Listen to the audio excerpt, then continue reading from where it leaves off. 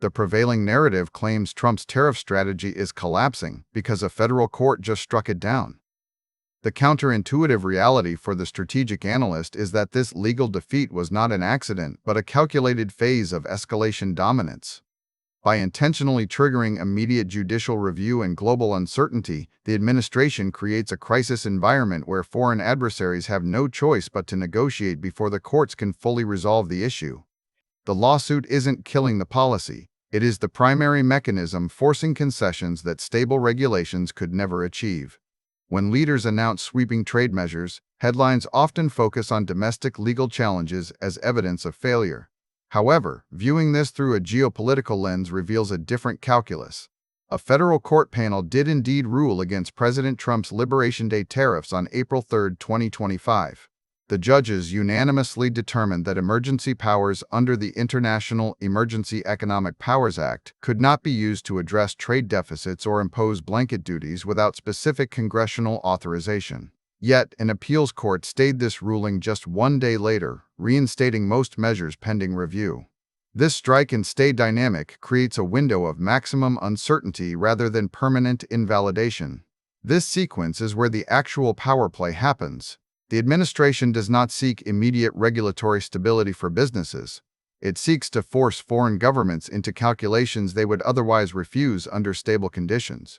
By creating this specific state of active legal limbo, Washington forces trading partners to call immediately rather than waiting months or years for a final Supreme Court ruling.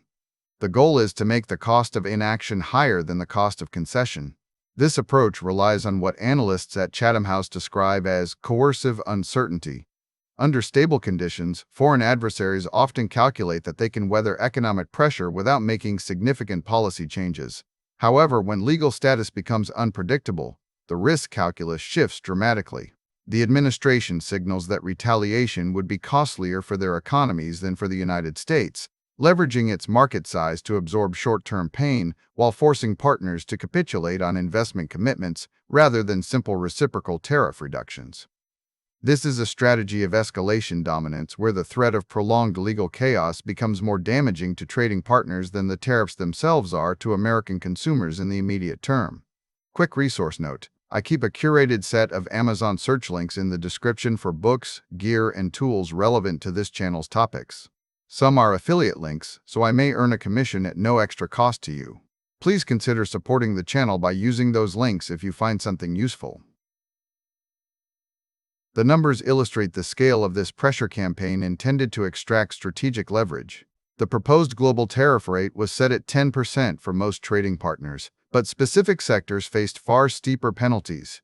Canada and Mexico were targeted with a 25% tariff based on fentanyl production links, while China faced rates ranging from 30% up to 145% depending on the sector.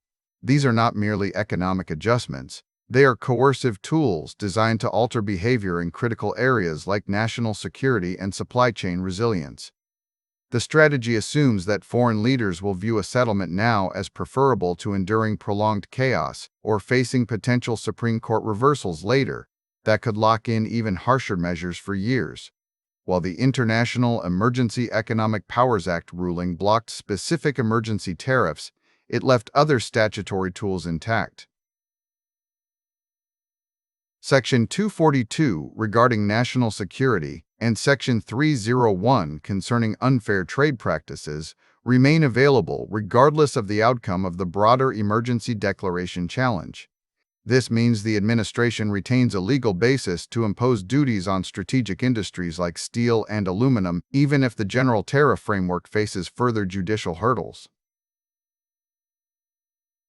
The structural resilience of this approach ensures that the leverage remains in place long after the initial headlines fade, allowing for targeted pressure on specific adversaries without needing broad congressional approval for every adjustment. Within weeks of these announcements, beginning August 1, 2025, framework deals were secured with major economies including China, Vietnam, Indonesia, Japan, the United Kingdom, and the European Union. These agreements prioritize investment commitments over simple tariff cuts, suggesting the legal friction successfully extracted tangible strategic gains before a final judicial resolution could occur. The outcome metric here is not whether every dollar of revenue was collected immediately, but whether foreign governments altered their behavior to align with U.S. security interests in exchange for removing the threat of further escalation. This dynamic redefines how we interpret chaos in international relations. For curious viewers following global news, the confusion stems from applying domestic political logic where laws must be followed, or they fail to geopolitical strategy where uncertainty is a weapon. Understanding this shift explains why trade wars are intensifying rather than resolving. The goal isn't immediate regulatory stability for businesses, but maximum leverage over foreign governments. If you view tariffs as economic regulations, the lawsuits look like failures.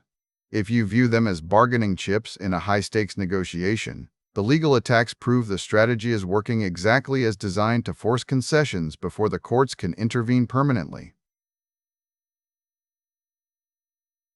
The potential upside for this method of statecraft suggests that well-designed trade policies could increase U.S. GDP by up to 2.2% relative to a baseline non-tariff scenario if structured optimally.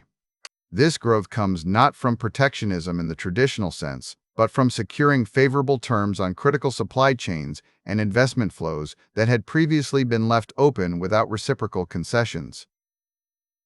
The four primary components of this new framework include uniform rates for broad leverage, retention of strategic industry protections, mandatory investment commitments from partners, and a deliberate avoidance of escalation spirals that would harm U.S. competitiveness globally. The legal uncertainty is not a bug in the system. It is the feature that drives results. It forces foreign adversaries to engage with Washington on terms dictated by American interests, rather than waiting for a bureaucratic resolution that might dilute their impact over time. By accepting short-term judicial friction, the administration gains long-term strategic positioning that stable regulations could never achieve. This approach shifts the burden of proof onto trading partners, who must now decide whether their economic stability is worth more to them than their current policies are to Washington. The stakes extend beyond immediate trade balances into the broader architecture of global power competition. As nations navigate this new landscape, they must account for a U.S. strategy that prioritizes rapid shifts in leverage over procedural consistency. The result is a world where economic statecraft operates with greater speed and intensity than ever before, driven by incentives rather than moral imperatives or partisan considerations. Thanks for watching all the way to the end. I am a one-person team working hard to make each video better than the last. Subscribe if you found value. It is the best way to show support. Drop a comment with your biggest takeaway. See you in the next video.